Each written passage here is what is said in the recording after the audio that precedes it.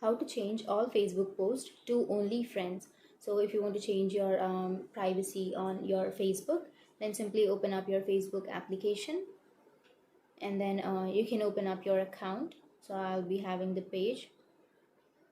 Switch to your account, and then go for the upper right corner which has that three bar icon, and then go for your profile and simply scroll down. And let me tell you one thing, that you can't do all of that at once. You can't simply edit your privacy of all photos at once. You need to do that individually.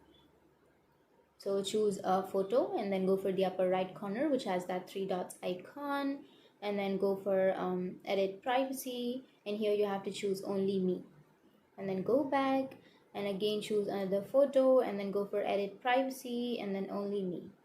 So that's it. That's how you edit the privacy of your photos. You can't do that all at once, and if you have any questions, feel free to comment below. Thanks for watching.